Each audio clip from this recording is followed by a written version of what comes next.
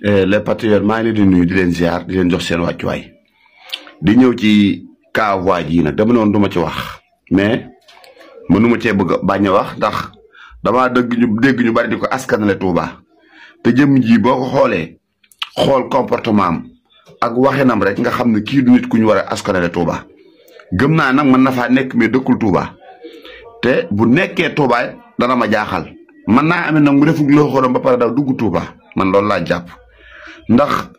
kii jëmm la joo xam ni boo xoolee kanam nga xam ne mboolem xeeti li ñuy tere ci dëkk ba lépp da koy jëfandikoo moom jëmm ji boo xoolee comportement am rek da ngay xam loolu.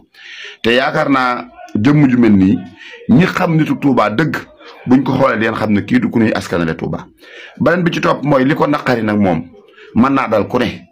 mooy nit la koo xam ne port autonome bu Dakar lañ ko orienté woon mu fay fayee ko weer bu dee 450 000 te bu su faa teg tànkam. wala bu fa demee daa dox ay soxlaam rek dëpp demaat mosu faa liggéeyee maanaam te ñu mel ne moom nag dañoo bari ci dëkk bi am na ñoo xam ne ñi ngi fay di neexal ay nit ñu génn di leen défendre naan dàq nañ ay nit licencié nañ ay nit waaye nit ñi ñu dàqaat ñu licencié mooy xeetu nit ñi ndax barki démb dem naa université suñu maam Ahmadou Makhtar Mbow ca Diamniadio ma gis fa lu mel noonu. nit ñoo xam ne ña nga ba Canada ñii ña nga ba France di fayeeku weer 2,5 millions ñii di fayeeku 1,5 million te mosuñoo teg seen tànk ca béréb boobu. am na ñoo xam ne ñu ngi fii ci réew mi tëdd fan tëdd weer dee ñu vidéo leen seen xaalis seen compte. bi ñu demee ba nga xam ne régime bu bees bi ñëw na ban indi directrice bu bees bi mu dagg maanaam salaire yooyu yëpp am na ñàkk jom ñoo xam ne doon sol seen tànk dal di dem ba egg foofu di lijjanti lan moo tax ñu dagg seen salaire. ñu xamal ne leen fii du ngeen fu ngeen di liggéeyee ndax fii nekku leen fi am na ñu fa nekk béréb boo xam ne dañ fay sàkkoo xam-xam di fa jàngale xam-xam ah yow sa tur sax mënoo koo bind nga am fa poste muy lu garaaw lu xewoon ci réew mi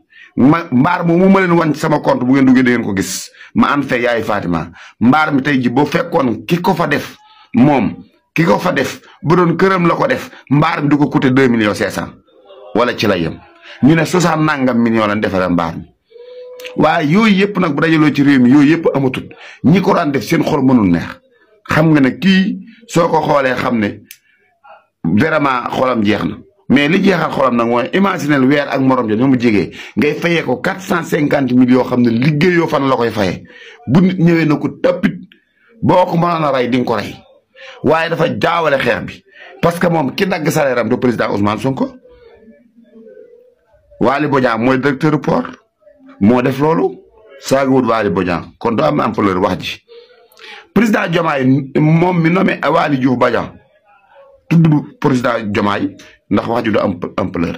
day xool nday mbil gi muy président Ousmane Sonko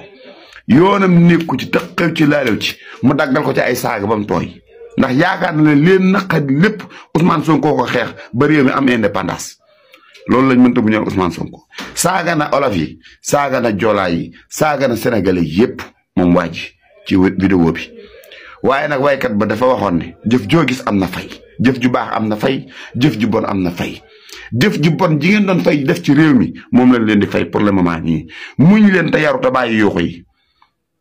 muñ leen te yaru te bàyyi yuuxu yi jël leen seen naqar tey wii ngeen ràmpale ko seen bànneexub démb ba bu dee ay gor ngeen